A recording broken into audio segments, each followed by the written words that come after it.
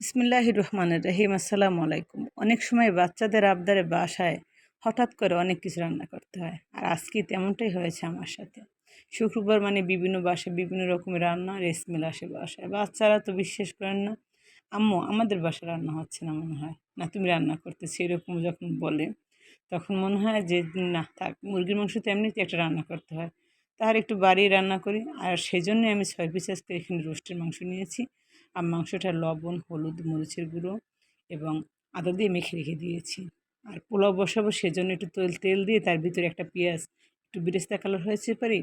আমি এখানে 2 পট চাল ইউজ করেছি, পোলার চালটা দিয়ে দিয়েছি, লবণ দিয়েছি পরিমাণ, এলাচি দারচিনি দিয়েছি, কয়েক টুকরো কাঁচামরিচ দিয়েছি।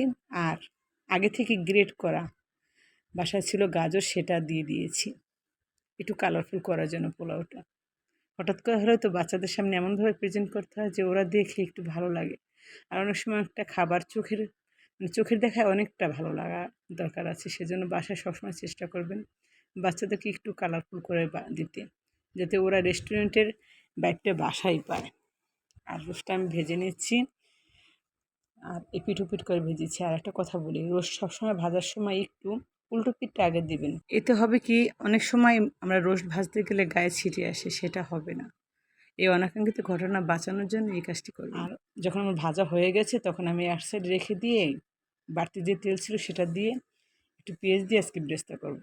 আজকে বেরেস্তা আগে থেকে আমি ভেজে নেব না, বললাম না, কোনো প্যারা ছাড়াই আজকে রান্না। হঠাৎ করে যখন পেঁয়াজটা কালার এসে গেছে ব্রাউন, তখন আমি পানি দিয়ে দেব।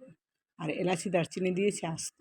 পানি দিয়েছি এজন্য যাতে বেশি না পুড়ে যায়, পেঁয়াজ বেশি পুড়ে গেলে খেতে ভালো লাগে না। পানিটা দিয়ে আমি হলুদের গুঁড়া, মরিচের গুঁড়া, লবণ, তারপর 3 টেবিল চামচ পেঁয়াজ বাটা, আদা বাটা 1/2 চামচ, রসুন বাটা 1/2 চামচ, এগুলো দিয়ে আবার মশলাটাকে ভালোভাবে কষিয়েছি। সাথে দিয়েছি রোস্টের যে মশলাটা আছে না, সেটা 2 টেবিল চামচ, জিরের গুঁড়া, ধনিয়া গুঁড়ো, এটাও দিয়েছি।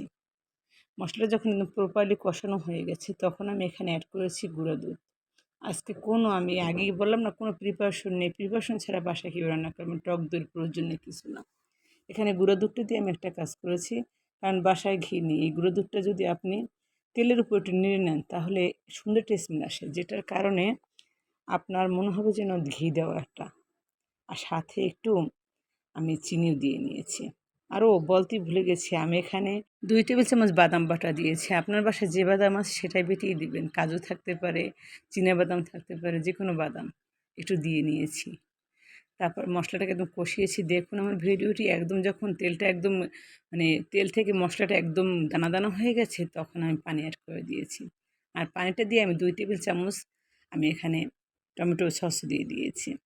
বিশ্বাস করুন, যেমন দেখতে কালারটা ছিল তেমন স্মেলে ছিল ভরা, আর খেতেও ছিল আলহামদুলিল্লাহ। যখন একদম একটু বলক এসে গেছে তখন আমি দিয়ে দিয়েছি রোস্ট। আর এদিকে আমার পোলাওটা ফুলে ফেঁপে ডাবল হয়ে গেছে। আর অবশ্যই রান্নাটা করবেন একটু সময় নিয়ে। আর যখন আপনি রোস্টটা দেবেন না, বারবার একটু নেড়ে দিবেন, কারণ নিচে লেগে যেতে পারে। রোস্টে এই কাজটা হয়। আর যদি লেগে যায় তাহলে আর কোনো খাবারই খেতে ভালো লাগে না, এটা আমি সব ভিডিওতে আপনাদেরকে বলে থাকি। সবসময় রান্নাটা একটু দাঁড়িয়ে থেকে করার চেষ্টা করবেন, বিশেষ করে এই ধরনের রান্নাগুলো। আর যখন একদম গায়ের জন্য ঝোলটা লেগে গেছে বা তেল বের হয়ে গেছে তখন আমি চুলাটা অফ করে দিয়েছি। আর এখনও যারা আমার ভিডিওতে ফলো, লাইক, সাবস্ক্রাইব করতে ভুলে গেছেন, প্লিজ ফলো, লাইক, সাবস্ক্রাইব বেশি বেশি শেয়ার করুন, তাহলে তো আপনি পেয়ে যাবেন সবার আগে আমার ভিডিওগুলো। আজ এই পর্যন্ত, আবার আসবো নেক্সট কোনো ভিডিও হিসেবে। ভালো থাকুন, সুস্থ থাকুন, আল্লাহ হাফেজ।